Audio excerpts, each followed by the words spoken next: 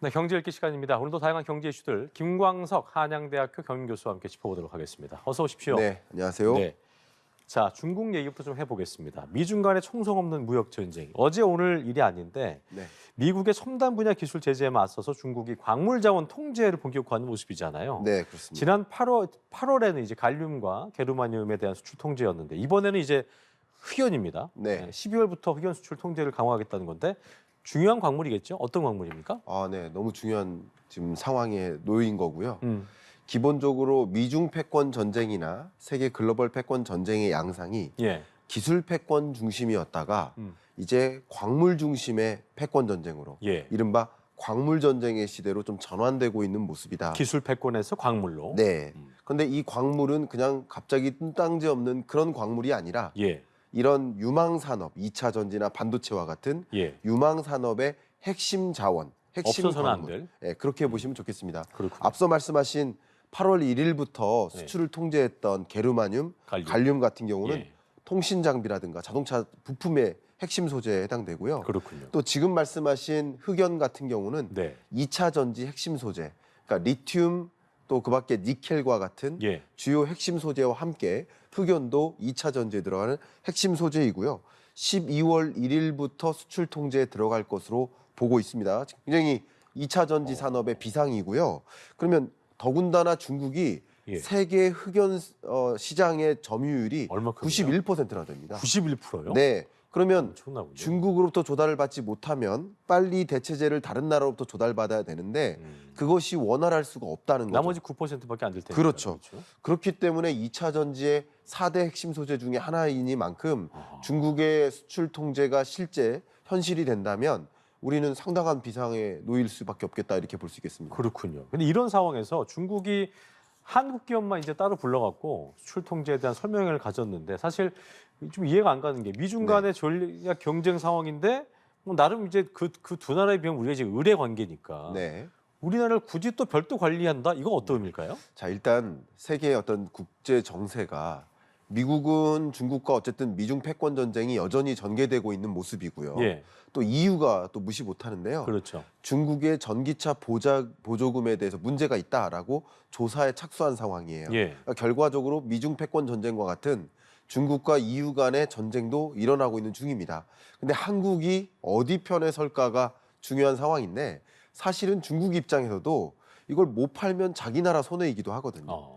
수출을 해야 하잖아요. 그렇죠. 그래야 지금 중국 경기도 안 좋은데 틀어쥐고 있어도 팔긴 해야 그렇죠. 되니까. 그리고 2차 전지의 1위 기업, 2위 기업이 또 한국 기업이니만큼 그러니까요. 그만큼 글로벌 경제에서 봤을 때 그러니까 팔긴 팔아야 되거든요. 그런 관점에서 한국과는 좀 우호의 제스처를 취하고 네. 너 우리랑 편을 서라는 그런 일종의 전략이지 않을까 이렇게 내다 보여지는데 그러니까 또 한국은 더 고민이 될 겁니다. 왜냐하면 미국이나 EU와 같은 우리나라의 우방국들로부터 또 정치적인 압력, 외교적인 압력 받을 수 있거든요. 그렇죠. 그러니까 어느 편에 서야 되나 이런 우호적인 제스처에 손을 같이 내밀어야 되나 하는 것을 판단해야 되는 굉장히 중요한 시점이라고 강조하겠습니다. 외교력이 발휘돼야 되는 그런 그렇습니다. 상황인 거네요. 사실 지금 박사님 말씀처럼 어쨌든 우리 입장에서 당장에는 이제 한숨을 돌린 것 같습니다만 미중 관계가 계속 이제 악화된다 그러면 네. 미국에 이제 우리 배터리 공장이 한국에만 있는 게 아니고 네. 미국에 또 많이 있잖아요. 예. 미국에 공장을 둔 배터리 기업들 이런 경우에는 이제 이 기업들의 수출 허가가 지연되거나 네. 또 반려될 수 있다 이런 우려 나오더라고요. 괜찮을까요? 맞습니다. 지금 방금 말씀하신 것처럼 중국이 만약에 좀 화해 제스처를 내밀었는데 손을 네. 내밀었는데 우리가 손을 맞잡으면 네. 당연히 미국으로부터 미국에 불편할 거 아니에요. 진출한 한국 배터리사 같은 경우는 네. 굉장히 큰 영향을 받을 수 있습니다. 없던 제재도 받을 수 있게 되는 거 그렇죠. 아닙니까? 그렇기 때문에 이것은 쉽게 우호적인 제스처에 그냥 마중물로서 손을 같이 내밀기가 없는 상황, 그렇게 어려운 상황이라고 볼 수 있고요. 그렇군요. 그러니까 우리가 대응할 수 있는 방향은 제3국 공급망을 확보하는 것, 또 수출 기지를 확보하는 것.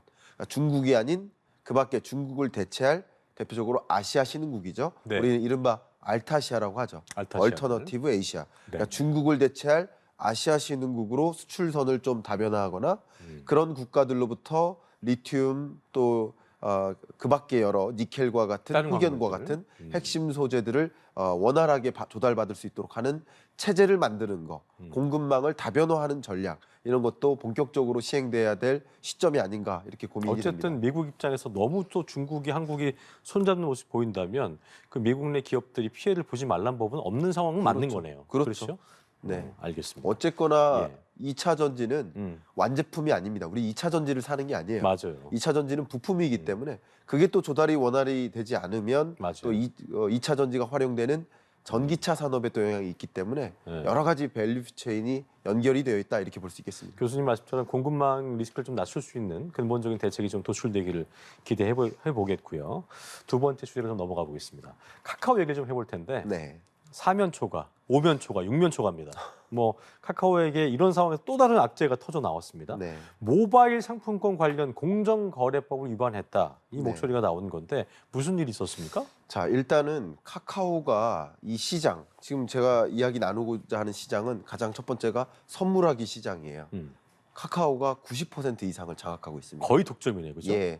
예를 들어서 연말에 혹은 생일날 이게 선물하잖아요. 그때 이 카카오가 독점하다시피 합니다. 맞아요. 심지어 도서도요. 제 책도 카카오 선물하기로 선물해 드릴 수 있습니다. 그냥 도서 사이트 아니고 그렇죠. 카카오로도 카카오 안에서 거죠? 다 됩니다. 그렇군요. 그만큼 90%나 장악하고 있고요. 또 모바일 상품권 시장 이것도 굉장히 큰 시장이라고 볼 수 있겠는데 74%를 카카오가 차지하고 있습니다. 아, 그것도 엄청나군요. 근데 그만큼 카카오는 독점적 지위를 가지고 있다고 해석해 볼 수 있겠고요. 근데 모바일 상품권의 수수료율이 대략 5에서 10% 정도 됩니다.